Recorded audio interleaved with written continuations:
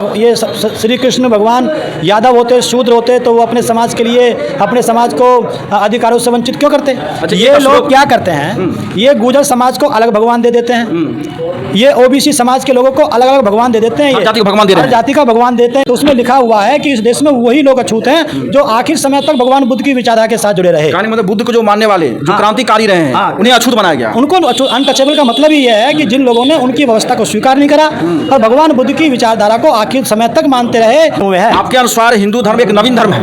नवीन धर्म नहीं, वो एक विचारधारा है, शोषण करने का एक रास्ता है। नमस्कार, आज मैं पटना के बौद्ध विहार में आया हूं, जहां पर तमाम बौद्ध लोग इकट्ठा हुए हैं। खास करके बिहार में बीते 3-4 महीना से BTMC एक्ट का आंदोलन चल रहा है। इसी मद्देनज़र को देखते हुए आज हमारे बीच बहुजन समाज के कद्दावर नेता रहे हैं, उनका नाम है जयप्रकाश सिंह।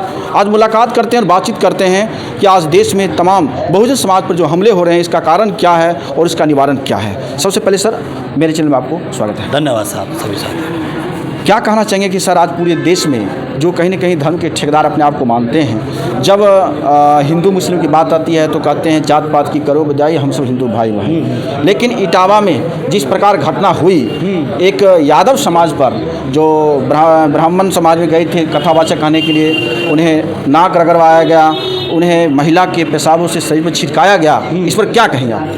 देखिए, सबसे पहली बात तो मैं यादव समाज के लोगों को से एक अपील करता हूँ, इस भ्रम को निकाल दें कि श्री कृष्ण यादव थे।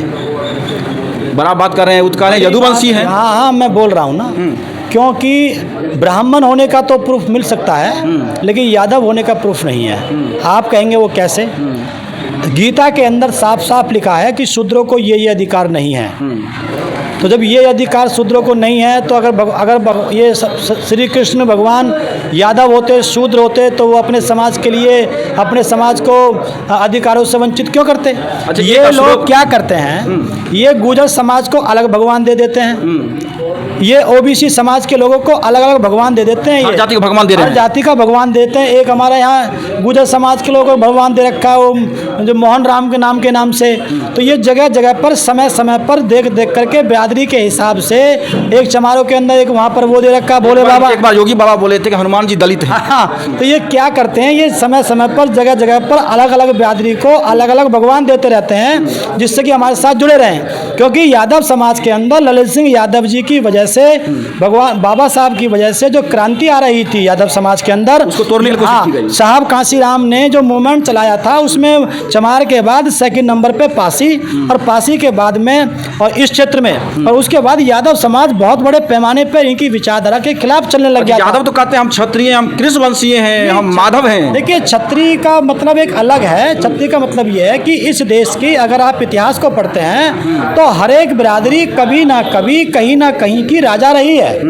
तो उस आधार पर वो उस आधार पर कह देते हैं हम क्षत्रिय हैं। ऐसा तो एससी समाज को भी बाबा साहब ने कहा था हम क्षत्रिय थे, क्योंकि हम रक्षा करते थे देश की, हम भी कभी शासक थे। तो कई पासी समाज शासक रहा है, बिजली पासी महाराजा रहे, लाखन पासी रहे हैं। तो ऐसे सभी बिरादरी में लोग राजा रहे हैं, सम्राट अशोक रहे हैं कोई समाज में, इसमें जो, तो इस प्रकार से जो राजा रहे हैं वहीं से हम लोग मान लेते हैं कि हम लोग क्षत्रिय हैं। लेकिन आज की डेट में ये जो ओबीसी समाज है वो क्षत्रिय वर्ण में नहीं आता है, ये शूद्र वर्ण में आता है। इन्होंने देखा कि कहीं इनका मूवमेंट साहब कांसीराम के आधार पर, बहुजन कॉन्सेप्ट के आधार पर ये इकट्ठा ना हो जाए।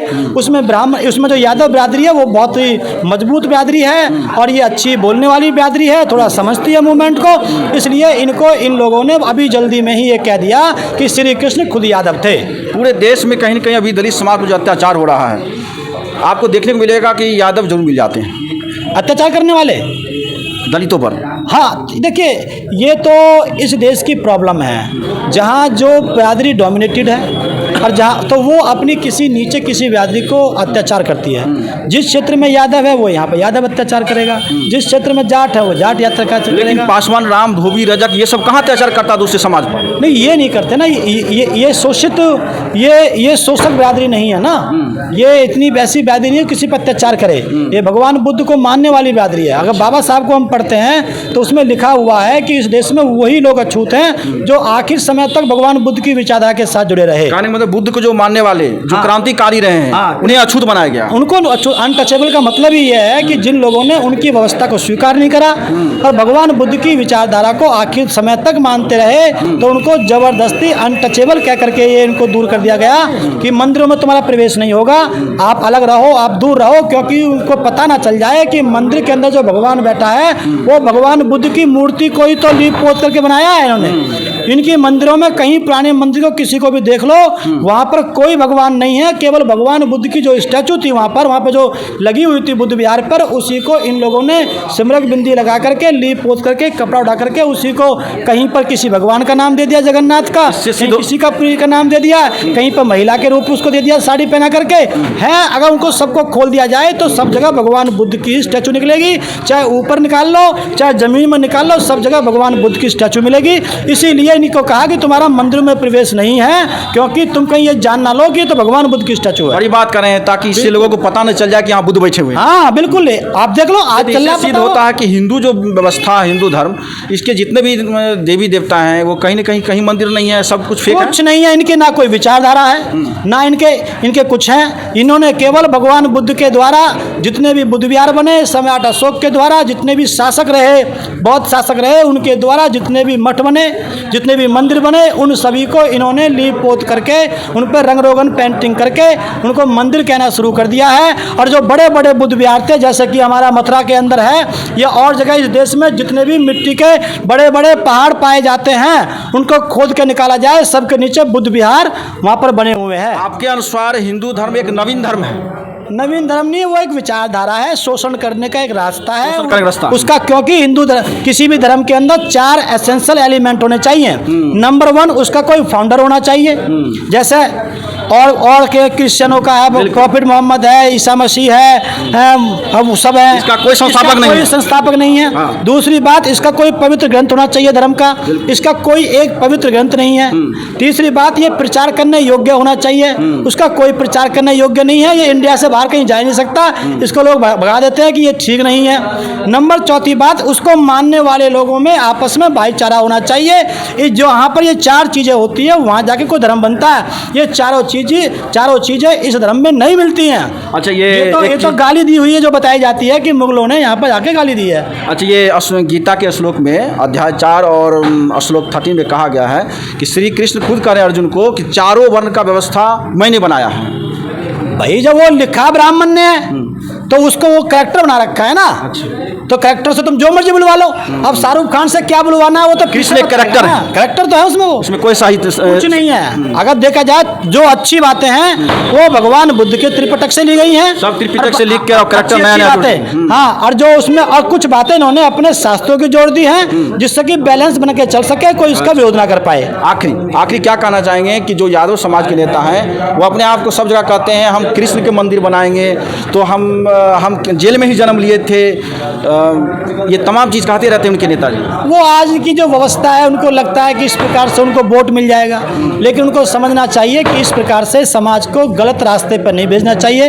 राजनीति के चक्कर में आप किसी समाज को परमानेंट गुलाम बना दो, ये न्याय संगत नहीं है। आपकी राजनीति चले चाहे ना चले, लेकिन समाज सुधार के हित में आपको ऐसा कोई डिसीजन नहीं लेना चाहिए कि आपका समाज किसी एक अच्छी विचारधारा से हट करके किसी गंदी विचारधारा की तरफ परमानेंट गुलाम बन जाए, उस ब्राह्मणवादी व्यवस्था का उन लोगों का परमानेंट गुलाम बन जाए।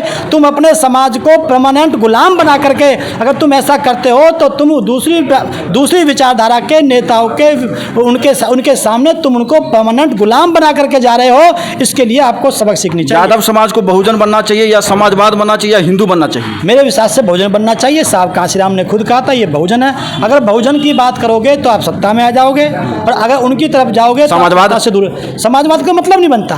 समाजवाद का तो भारत के अंदर नियम बनता ही नहीं है। जहाँ से ये निकल के आया है साम्यवाद, मार्क्सवाद, इसका मतलब होता है जिस देश की गैर बराबरी की व्यवस्था आर्थिक आधार पर होती है वहाँ पर मार्क्सवाद को साम्यवाद कहते हुए समाजवाद की तरफ आए हैं। लेकिन भारत देश के अंदर गैर बराबरी की व्यवस्था जो है वो आर्थिक आधार पर नहीं है। यहाँ पैसे के आधार पर किसी को छोटा बड़ा नहीं माना जाता है, जाति के यहाँ आधार पर जाति के आधार पर किसी को छोटा बड़ा माना जाता है। तो यहाँ पर अम्बेडकरवाद चल सकता है, कांशीरामवाद चल सकता है, बुद्धवाद चल सकता है, सम्राट अशोकवाद चल सकता है, फूले साहूवाद चल सकता है, लेकिन यहाँ पर समाजवाद नहीं चलेगा। समाजवाद नहीं चल सकता, इसीलिए हिंदू वो तो पूरी केवल एक छोटे से एरिया में बसे हुए हैं। हिंदू तो बहुत पूरा खतरा है देश। हाँ, बहुत बड़ा खतरा है। चलिए, हमारे साथ जयप्रकाश सिंह सर थे। उन्होंने कहे कि इस देश में जितने भी वंचित समाज हैं उन्हें बहुजन बनने की ज़रूरत है। जो तमाम बहुजन महापुरुष वही आपके सच्चे भगवान हैं। उन्हीं के विचारों को मद्देनज़र को देखते हुए उनको अपने आप में अमली जामा पहनाएं, यही आपकी सच्ची विचारधारा होगी।